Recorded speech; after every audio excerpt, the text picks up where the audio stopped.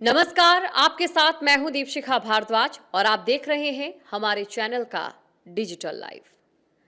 आज हम बात करेंगे सोनम और राज के बीच के छिपे राज की कि आखिरकार वो कौन सी गलती थी जिसने सोनम और राज का पर्दाफाश कर दिया।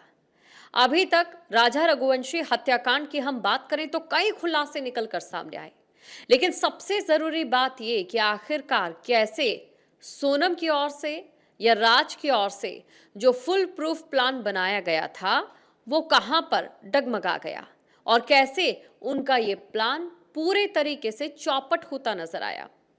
इसके बारे में अलग अलग तरीके की कई चीजें निकलकर सामने आई हैं, लेकिन हम बात करेंगे मेघालय पुलिस की, शिलोंग पुलिस की कि उनका क्या कहना है। सिर्फ एक गलती और सोनम के इस पूरे प्लान का पर्दाफाश हो गया। सोचिए अगर क्या होता कि राजा रघुवंशी की डेड बॉडी मिल गई थी, लेकिन किसी को ये नहीं पता चलता कि आखिरकार सोनम कहां पर गई। सोचिए क्या होता अगर किसी को सोनम के इस फुल प्रूफ प्लान के बारे में पता ही नहीं चलता। सोचिए कि अगर ये गुत्थी सुलझ ही नहीं पाती। ऐसा हो सकता था क्योंकि प्लान भी ऐसा ही था, लेकिन ऐसा नहीं हुआ क्योंकि सोनम ने एक बड़ी गलती कर दी थी। जो राजा रघुवंशी के हत्यारे हैं उन्होंने एक बड़ी गलती कर दी थी और ये बड़ी गलती उनके द्वारा ये की गई थी कि उन्होंने राजा रघुवंशी की हत्या के लिए जिस हथियार को इस्तेमाल किया था वो हथियार मेघालय का नहीं था। और यही एक गलती, इसी एक लीड की वजह से जो सारी की सारी शक की सुइयां हैं वो सोनम की ओर घूमी।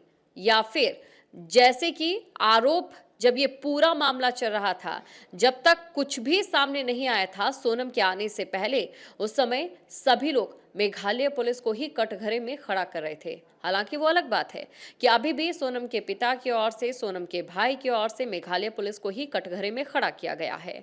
लेकिन आज हम आपको बताएंगे कि कैसे मेघालय पुलिस की जो इन्वेस्टिगेशन है वो धीरे धीरे बढ़ी और उन कड़ियों को जोड़ते हुए सोनम के इस फुल प्रूफ प्लान का पर्दाफाश मेघालय पुलिस की ओर से किया गया।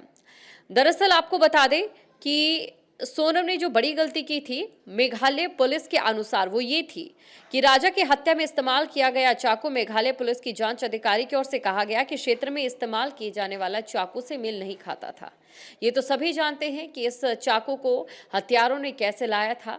ये जो चाकू था उस क्षेत्र का नहीं था। ऐसे में पुलिस को ये शक हुआ कि राजा की हत्या में मेघालय के लोग शामिल नहीं हो सकते हैं। जाहिर तौर पर राजा की जो हत्या की गई है वो राज्य के किसी दूसरे राज्य के व्यक्तियों के द्वारा, आरोपियों के द्वारा की गई है।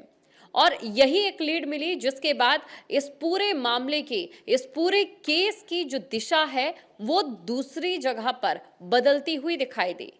ये जो प्लॉट ट्विस्ट यहां पर आया था, इसकी शुरुआत की कहानी आपको एक बार हम फिर से बताते हैं। दरअसल राजा हत्याकांड में जब पुलिस, मेघालय की पुलिस छानबीन करती है तो सबसे पहले उस हथियार को लेती है जिस हथियार का इस्तेमाल हत्यारों ने राजा रघुवंशी को मारने के लिए किया गया था।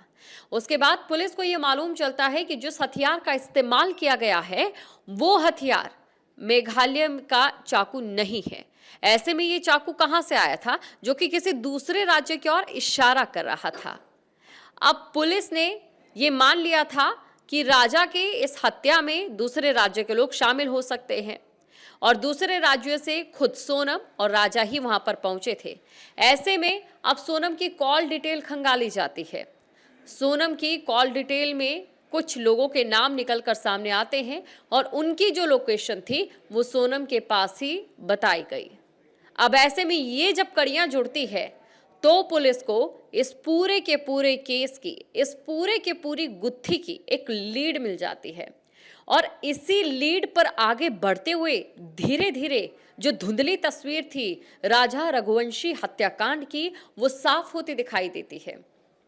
अब धुंधली तस्वीर में सबसे पहले हम बात कर लेते हैं वो ये कि आखिरकार 17 दिन के बाद सोनम कैसे सामने आ जाती है। यहां पर भी सोनम का जो प्लान था वो फेल होता दिखाई दिया। सोनम ठीक 17 दिन बाद सामने आई, ये कोई संयोग नहीं था। सोनम 17 दिन बाद जैसे सामने आती है उसके पीछे एक बड़ी वजह ये थी, जो सोनम अभी तक लापता थी, जो उसके साथी हत्यारे हैं, जब वो पुलिस के हत्थे चढ़ जाते हैं तो ऐसे में सोनम के पास कोई और जरिया नहीं रहता है, या यूं कहें कि सोनम के पास कोई और विकल्प नहीं रहता है।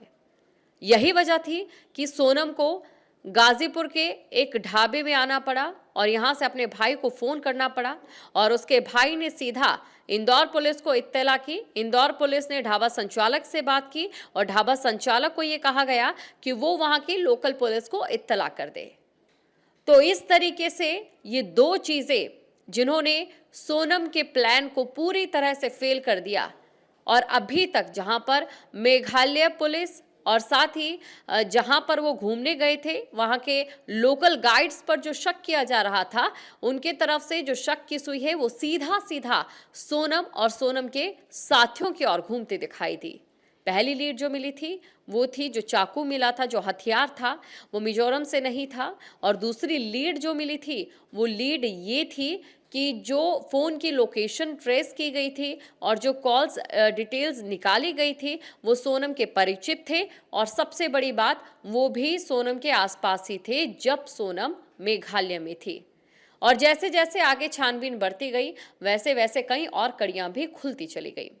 अब इसी के साथ देखिए, राज कुशवाहा जो तथाकथित प्रेमी बताया जा रहा है सोनम का, हालांकि अभी जांच में कई चीज़ें सामने आएंगी या फिर स्पष्ट होंगी, लेकिन अभी तक अगर हम बात करें तो तथाकथित प्रेमी ही बताया जा रहा है पुलिस के द्वारा। और इसके साथ ही ये भी माना जा रहा है कि राज की ओर से इस पूरी हत्या का और सोनम की ओर से इस पूरी हत्या की प्लानिंग को रचा गया, और उसके बाद सुपारी जो किलर्स थे उन्हें दी जाती है सुपारी, इसके बाद राजा की, और राजा की मौत हो जाती है, राजा की क्योंकि हत्या कर दी गई थी। अब इस मामले में राज कुशवाहा की जो बहन है उनका क्या कहना है ये भी आपको बता देते हैं। एक तरफ जहां राज कुशवाहा का नाम सामने आया तो राज कुशवाहा की बहन का ये कहना है कि राज कुशवाहा ऐसा बिल्कुल भी नहीं कर सकते हैं। राज कुशवाहा उनके परिवार को चलाते हैं, उनकी माँ का ध्यान रखते हैं, आसपास के लोगों का ध्यान रखते हैं, उनका भाई पूरी तरह से निर्दोष है, ये राज कुशवाहा की बहन का कहना है। और प्रतिक्रियाएं सामने आ रही है। ऐसे में जो राज कुशवाहा की माँ थी उनका भी यहाँ पर एक माँ का प्रेम या ममता आप कह लीजिए वो ज़रूर दिखाई दी। रोते फफकते हुए कैमरे पर वो कहते नजर आए कि मेरा बेटा ऐसा नहीं कर सकता है, मेरा बेटा पूरे तरीके से निर्दोष है। वो सोनम को दीदी कहा करता था। ये राज कुशवाहा की माँ की ओर से बयान दिया गया है कि मेरा बेटा ऐसा नहीं कर सकता है। जो सोनम को दीदी कहता हो, एक मालकिन और एक नौकर का रिश्ता था उनके बीच, और वो दीदी कहकर सोनम से बात किया करता था। तो ये राज कुशवाहा की माँ का और बहन का कहना है।